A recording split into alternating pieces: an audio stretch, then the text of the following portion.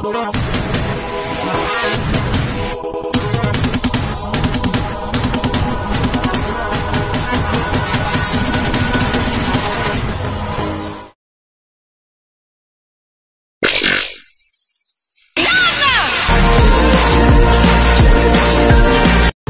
guys! For today's video, ayan, magluluto tayo ng KBL.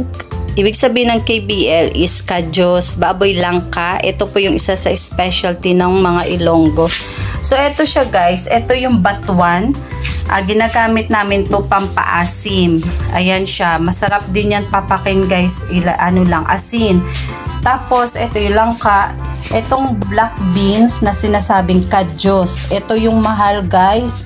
500 plus yung kilo nito, kaya 100 pesos lang yung binili ko kasi nga ang mahal. Tapos ito 120 ang kilo nito. So hindi ko sure kung meron nito sa atin guys. Ito galing pa ng Iloilo. Tsaka ito. Tapos ito may binili akong ribs. Tapos hinaluan ko lang ng pata, na harapan ng pata. Tapos ito talbos ng kamote. Meron tayong lemongrass, bawang sibuyas, and kamatis. So, ayan guys, ipakita ko sa inyo mamaya kung paano siya lutuin. Thank you! Hi guys! Ayan, magluluto tayo ng Kadyos baboy langka. Yung traditional na ulam ng mga Ilonggo. So, ayan una guys, magigisa lang ako ng sibuyas.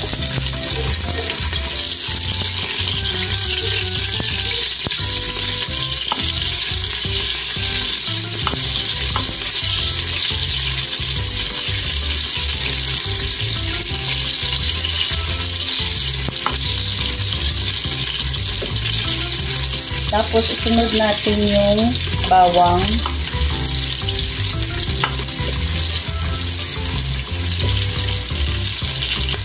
Kamatis. Sabay na yung ating lemongrass. Ayan. Pampadagdag aroma ng ating KBL. Ito guys, ilang taon na kasi akong hindi nakatikim ng ulam na to, kaya nag-request talaga ako.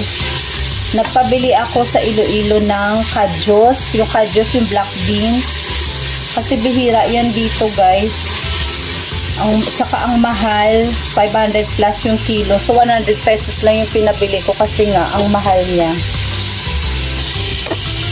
And next na natin yung ating pinakuluang buto-buto ay yung ribs and yung pata.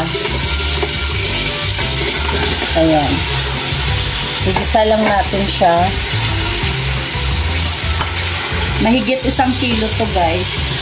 Medyo madami-dami yung lulutuin natin ngayon kasi nga sigurado napapadami ako ng kain.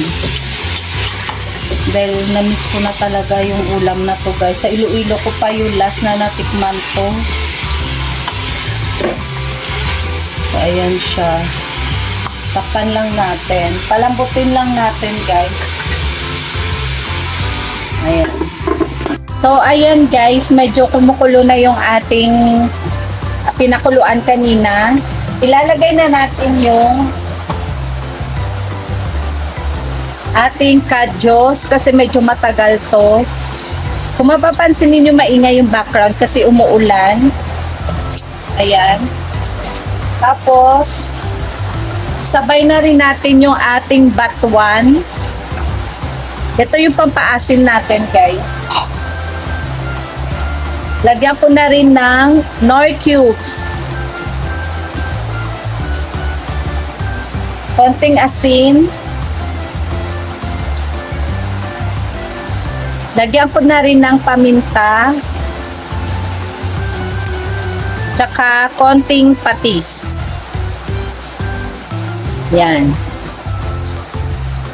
Tapos haluin lang natin hanggang sa lumambot na yung ating beans. Pati yung ating mga ribs lumambot na rin. So, ayan, pakuluan lang natin. Uli. Siguro mga kalahating oras pa hanggang sa lumambot na yung ating Kadyos. So, ayan guys, medyo malambot na yung ating kadyos or beans. Ayan, ilalagay na natin yung langka.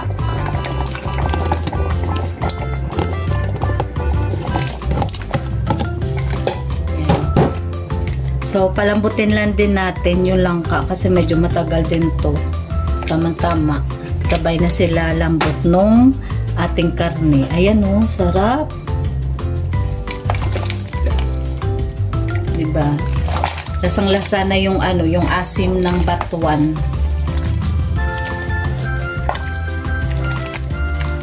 So, hayaan lang natin siya dyan. Yan, pakuluan lang natin ulit.